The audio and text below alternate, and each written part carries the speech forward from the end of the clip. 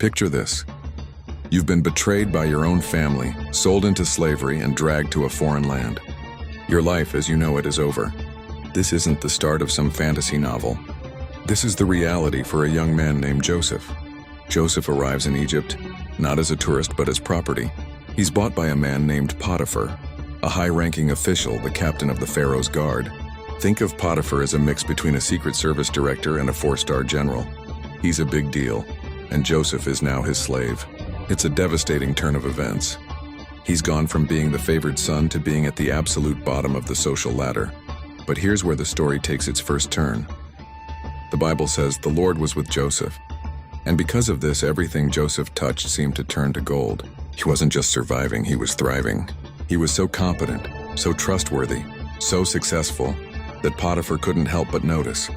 It wasn't just luck, his master saw that God was with Joseph, blessing everything he did. So Potiphar does something remarkable. He promotes this foreign slave. Joseph goes from being just another servant to being Potiphar's personal attendant. Then he gets another promotion. Potiphar puts him in charge of his entire household. We're talking about managing the staff, the finances, the estate, everything. Potiphar trusted Joseph so completely that the only thing he still had to think about was what he was going to eat for dinner. Imagine that level of trust. And because of Joseph, Potiphar's entire household was blessed. His business prospered, his fields yielded more crops, everything was flourishing. Joseph had turned his tragic situation into a massive success story through his integrity and God's favor. He's at the peak of his power in this household, respected and trusted. The story adds a little detail here. Joseph was well-built and handsome, and someone else started to notice. Not just his administrative skills, but his good looks. Potiphar's wife.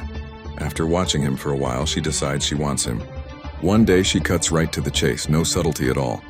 She looks at him and says, "Come to bed with me." Now stop and think about the power dynamics here. She's the lady of the house, he's a slave. Saying no could mean his job, his reputation, maybe even his life. It would have been so easy to rationalize. "She's my boss's wife, I have no choice." Or who's ever going to find out? Or even, maybe this is my ticket to an even better life. A moment of compromise could seem like the path of least resistance. But Joseph's response is a masterclass in integrity. He refuses, point blank. And he doesn't just say no. He explains why. He tells her, "Look, your husband, my master, trusts me with everything in this house. He's given me authority over everyone and everything, and except you. You are the one thing he has kept for himself. How could I do such a wicked thing?